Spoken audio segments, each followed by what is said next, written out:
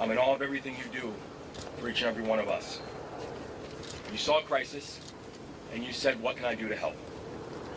And our response teams are doing everything in our power to rescue and recover the victims of this collapse, literally as we speak. People who, as we speak, are out there are divers, are air assets. People who right now are working to save lives and are doing it because the state asked. And we will update the public as the work continues. To our partners inside and outside of government, I know this has been a long night. We started coordinating immediately after the Key Bridge collapsed. We've been standing together every step of the way, from our county leadership, to our city leadership, to our state leadership, to our federal leadership. And I'm grateful to call each and every one of you not just colleagues, but I'm grateful to call you friends. And to the people of Baltimore, and each and every one of the 6.3 million Marylanders who call our state home. I recognize that many of us are hurting right now. I recognize that many of us are scared right now. And so I want to be very clear about where everything stands. We are still investigating what happened, but we are quickly gathering details. The preliminary investigation points to an accident. We haven't seen any credible evidence of a terrorist attack. Our administration is working closely with leaders from all levels of government and society to respond to this crisis, and not but just by addressing the immediate aftermath, but also by building a state that is more resilient and a state that's more safe. That is our pledge, and that's our commitment, and we're going to keep that commitment. And lastly, to the victims of this tragedy and their loved ones, all of our hearts are broken. We feel your loss. We're thinking of you, and we will always be thinking of you. We pray for the construction workers who are on the Key Bridge, and we pray for everyone who has been touched by this tragedy, and their families, and all of their loved ones. But Maryland, we will get through this, because that is the Maryland spirit, and that's what Maryland is made of. We are Maryland tough, and we are Baltimore strong. So in the face of heartbreak, we come together. We embrace one another, and we come back stronger. That's what we've always done. That's what we'll continue to do. And that's what we're going to get done together. And we're going to pray for Baltimore. And I'd like to turn this over to Senator Van Hollen, who's done a remarkable job, our fellow delegation, in providing support. So thank you, Senator. Thank you, Governor. As the Governor said, we come together. We come together in Baltimore, we come together in Maryland. First of all, our hearts go out to all those who are on the bridge and their loved ones. We pray for them. Our gratitude goes out to the first responders who, as we speak, are out there continuing to conduct search and rescue operations. I want to thank the Governor, the mayor, county executive, all the people gathered here as part of Team Baltimore and Team Maryland. And the federal government is with them as a partner. The Coast Guard, as we speak, is also part of this mission. Coast Guard cutters, Coast Guard aviation assets. I spoke twice today with Secretary of Transportation Pete Buttigieg. Pete Buttigieg has pledged that they will do everything they can to very quickly release emergency response funds for this important project.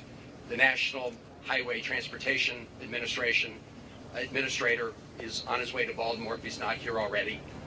They will be releasing those early funds once all the parties are fully engaged. Second, the National Transportation Safety Board. I talked to the chair this morning. She and her team will be conducting an investigation of what happened.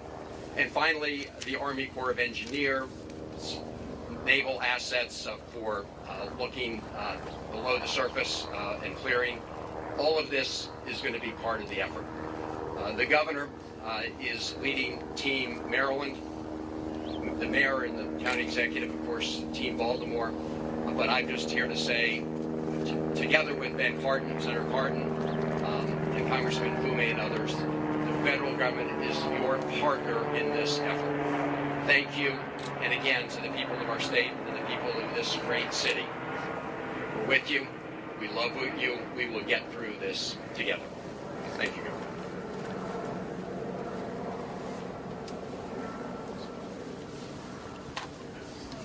Good morning again.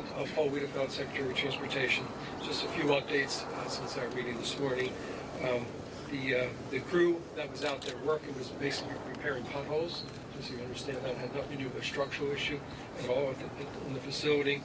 At this time, one person has been rescued, and so far, and our efforts continue in terms of that. Engineers are on site right now, determining both sort of the structural issues, obviously some of the debris field, and we'll start to work that, but we'll work hand in hand with the NTSB before we take any further action in that area. With that, I did want to introduce the FBI for a few comments as well. Hello, my name is Bill Del Bagno. I'm the special agent in charge of the Baltimore field office.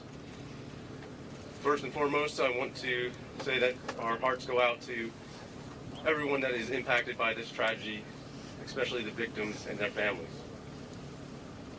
On behalf of the FBI, I would like to say that we are with you, we're with Baltimore, and we're with the partners every step of the way. The FBI, on very first, looking at and assessing this matter from an investigative standpoint, I want to be clear that there is no specific or credible information to suggest that there are ties to terrorism in this incident. The FBI has been part of this response from the beginning. We came within 1 hour to the command post and quickly lashed up with our very strong partners all along the way. We will bring whatever resources that the FBI has to bear. We've already brought our crisis response, our victim services, and just recently our underwater search evidence recovery teams are on site. And we will continue to provide all those resources as long as it takes. And as the investigation goes on, we will take it to its logical conclusion along with our partners. To the people of Baltimore, to the public, I ask you to be patient as we go through this and as information becomes available to us. And lastly, I want to say thank you. Thank you to our partners. Thank you to everyone who in the FBI and counts on the FBI. We will always bring what we need to the people of Baltimore, and we are with you. I'd next like to introduce the Coast Guard. Good morning. The Coast Guard is still actively searching at this time. We are using response boat crews from 2 of our local Coast Guard stations, one of our helo crews from Air Station Atlantic City, and also one of our cutter crews on one of our 87-foot patrol boats. We will continue to work with our local, state, and federal partners during this tragedy. Thank you.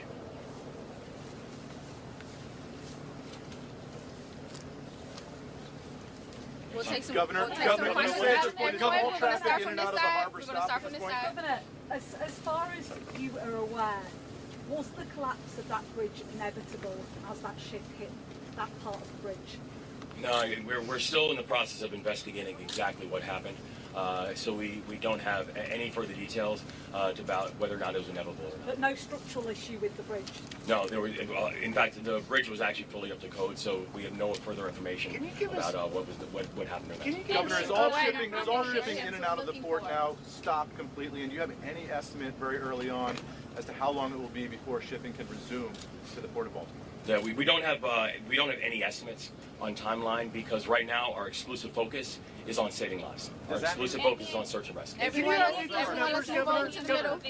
you give us a better sense for the number? Because we had heard, I know Mr. Wiedefeld said one had been rescued, but earlier from Baltimore we heard that 2 have been rescued. Can you tell us the total numbers we're talking about that that you're searching for, and how many have been rescued? Well, There are 8 individuals. 6 are being searched for right now. 1 is was taken to the hospital, and 1 is not in the hospital that we're speaking to. So 6 unaccounted for. Yes. And does that involve individuals that may have been in vehicles that went in the water? Or is that just the Do we construction? know? We believe it's a construction crew. Okay, so we don't think there's anyone in vehicles in the water. No, we do not believe so. Thank you. Were there Okay, we'll any take questions vehicles right on the here. bridge? Take this question here. Governor, 2 questions. Quick, how quickly did you find out about what happened here, and what was your reaction when you heard the scale of what just occurred at that bridge earlier today? well, I mean, I think it was probably within minutes of everything, less than an hour, when I know that my phone first rang. And first from the mayor of Baltimore and also from our chief of staff. And it was, we know the Key Bridge. I've ridden over the Key Bridge countless times. So many of us know the Key Bridge because it is our normal commute. This is a place that is a normal commute route for over 30,000 Marylanders every single day. And so to hear the words that the Key Bridge has collapsed, it's shocking and heartbreaking. And immediately, the first thought and the first ideas go back to what happened to the people, what was the impact on human life. But for every single one of us who are Marylanders, the words that the Key Bridge is gone, it still shakes us, because for 47 years, that's all we've known. And so this is not just unprecedented from what we're seeing and what we're looking at today. It's heartbreaking. Governor, can you confirm that the crew on the ship alerted authorities that it had lost propulsion and was in trouble? We can confirm that the crew notified authorities of a power issue. And that they had lost power on the ship? Was there any ability to shut down the bridge? First, we want to take the question right here, Judge.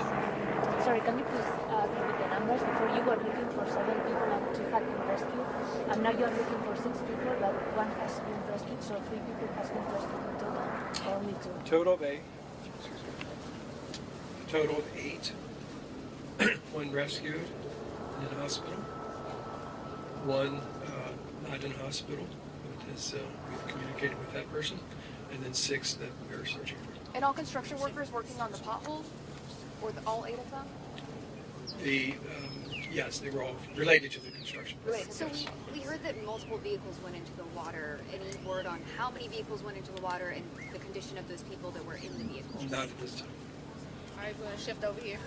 Was there any way to shut down the bridge? Was there enough time for that distress call to trigger something like that? Now, the thing that we know is that even as the boat was coming in, we had a ship that was coming in at 8 knots. So coming in at a very rapid speed. We do know that the investigation is currently going on, but I have to say I'm thankful for the folks who once the warning came up and once notification came up that there was a mayday, who literally by being able to stop cars from coming over the bridge, these people are heroes. They saved lives. They saved lives last night. So they were able to stop traffic? The focus is on rescue now and humanity. But looking forward, is there any vision for how long it could possibly take to move the wreckage, to rebuild, how it could possibly be done? Can you look into the future at all at this point? This is going to be a long-term build. It's going to be a build that's going to require every facet and every aspect of our society. It is something that I can tell you we are going to get this done. We are going to make sure that this is not just rebuilt, but that we are going to rebuild in a way that remembers the people who this tragedy has impacted, and also do it in a way that honors the community that it serves. But right now, I could not give you any form of estimate on timing or cost. Right now, mine and all of our exclusive focus is we're just trying to save lives. Can the mayor talk on the state of emergency locally, please? Yes, thank you. Listen, we know the governor issued a state of emergency, but we at the local level felt the need to do that too, because there may be some things that we have to encumber with our fire department and other agencies that we'll be able to pull down support for as we all work together, again, as we're focused right now on saving lives and working through this unspeakable tragedy. Just some clarity. In the interim, I know that there's obviously the focus is on the rescue and the recovery, but this is such an important thoroughfare here in Baltimore for drivers, people trying to get around. How are they going to be able to manage while that is also going on? Yeah, so we've also already been in touch with people about alternative routes and ways people can navigate now that this tragedy has happened. And I don't know, Secretary, if you want to speak to that as well. Just to give you a sense of scale, roughly about 35,000 people a day use that facility. About double that use the Harbor Tunnel, and double that again use the Fort McHenry Tunnel. So basically, we have those two other options. We'll make sure that we have as much personnel out there to deal with any incidents, because that can cause the backups very quickly. And we will basically put out a lot of communication with different alternatives. We're also looking at transit alternatives as well. What role will the legislature play in this response?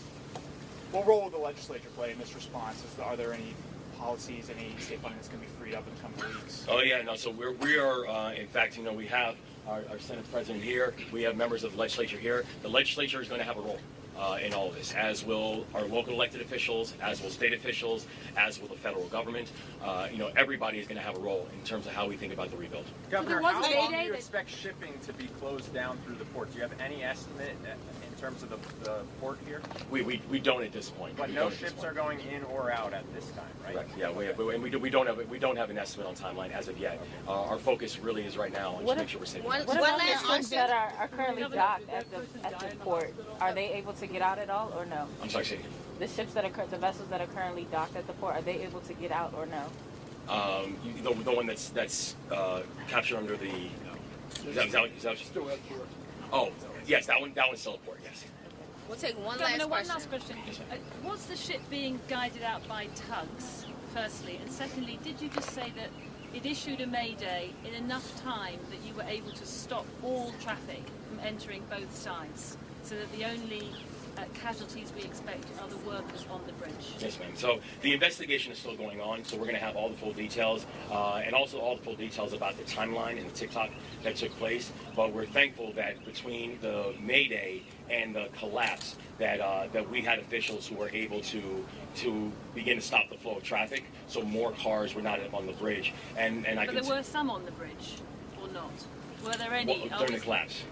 Yeah, were there some on the bridge? There have been reports that have been sonar that have detected vehicles at the bottom of the water.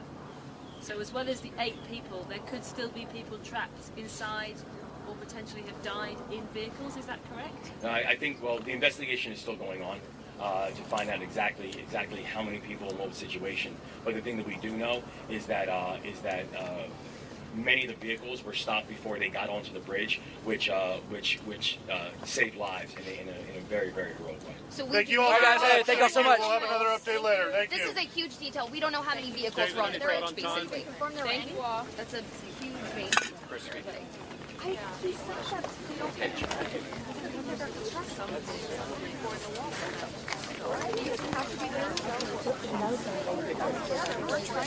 Yeah. I don't know if you've ever done, but it's 8 construction workers. I think they basically say they have no idea. But they were looking for 7 people.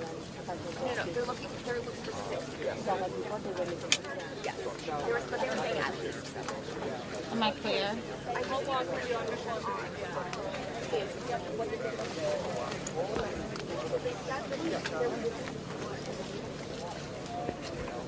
But then later they were like, you only have to listen. I live in Harford County and they do construction at night because they're widening, they're putting the express lane on 95. So they do it at night to minimize the disruption to traffic. So you got something like that, which is a major artery, you do your thing at night.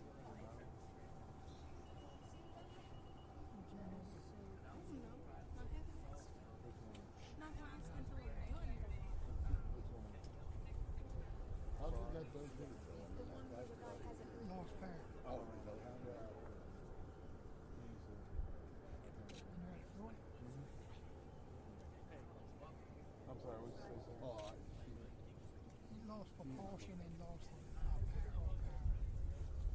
Is what they're saying. Nobody knows for sure.